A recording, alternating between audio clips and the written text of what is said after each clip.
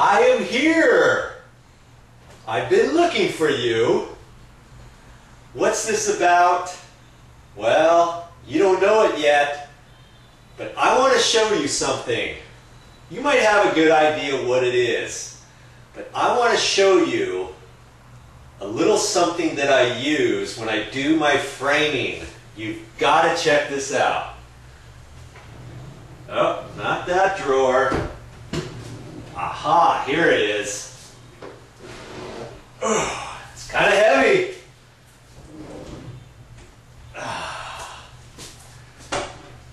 It's a skill saw. I'm going to tell you about this skill saw and why you need a worm-driven skill saw like this to do your projects. I've had this for a while, but let me tell you, I wouldn't have it any other way. This may cost a little bit more than your small little hokey skill saw. You know, the smaller ones that have the blade on the opposite side. You don't want to use one of those. Stick around, because I'm going to tell you a little bit about this little bugger. I'll just tell you a little bit about this skill saw.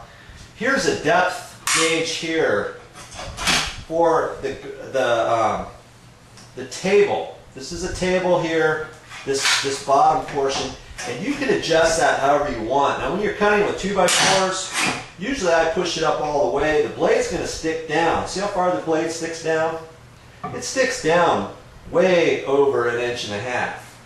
But now if I'm cutting doors or something, I'll adjust this to just barely above or below the door, so I only have so much of the blade coming through.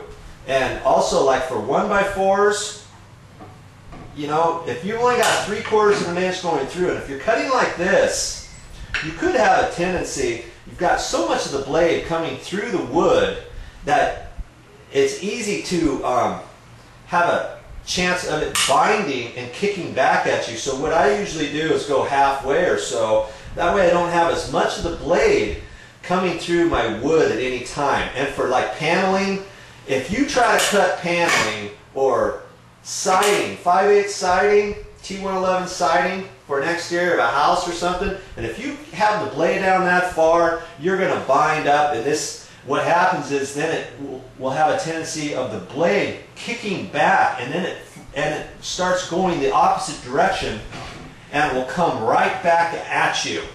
And so that's one important thing on a skill saw, that you always want to adjust the table about what you need. So that's how you do that right there. It's nice and easy to do that. And what else can we find out about this saw? Here's the guard on the blade right here. Now, what I want to tell you about this, and it's nice and easy to do because it's on this side. The blade's on the left-hand side, so it's real easy to do. If you're trying to cut through a plywood or something like that, you can lift that up. You don't have to do that. If you're cutting through a 2x4, it's obviously going to automatically go up, or a beam, 4x12, whatever.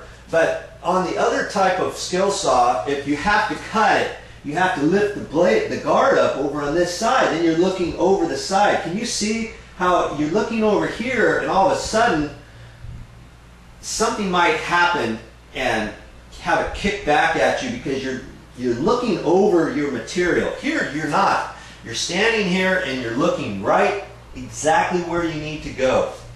Now some people, and I would not encourage this at all, this is a no-no, a safety hazard.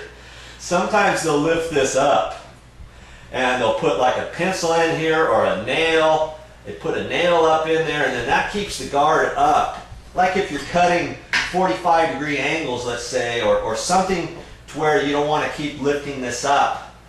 I mean, it's easier sometimes to do that, but can you imagine? You're cutting without this guard up here, and that is a safety hazard. If you're setting this down, it could really bite you. So please do not try to force this up by itself. Okay, always leave it in the downward position. After you're cutting, it'll automatically go down. Do never lock this up with a pencil or a nail or a screw, okay? That's very important. Here's something else to know about a skill saw. You get one of these brand new, and if the blade's not in there, you may have a question that you feel silly about looking for and asking. Which way do I put the skill saw blade in? Now, you know, if you're not used to these skill saws, I can understand that question. You look on here, and this one here has a line here with the arrow end.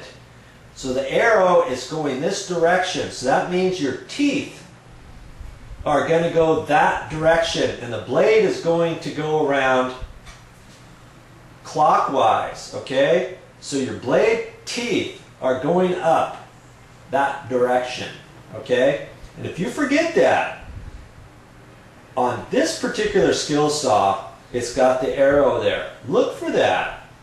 And if you have a different skill saw than this, it should have an arrow somewhere on there. So that's what that arrow is for.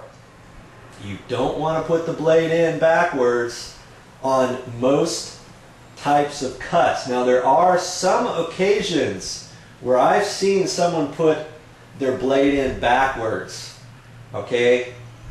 But that's for me to know and for you to find out.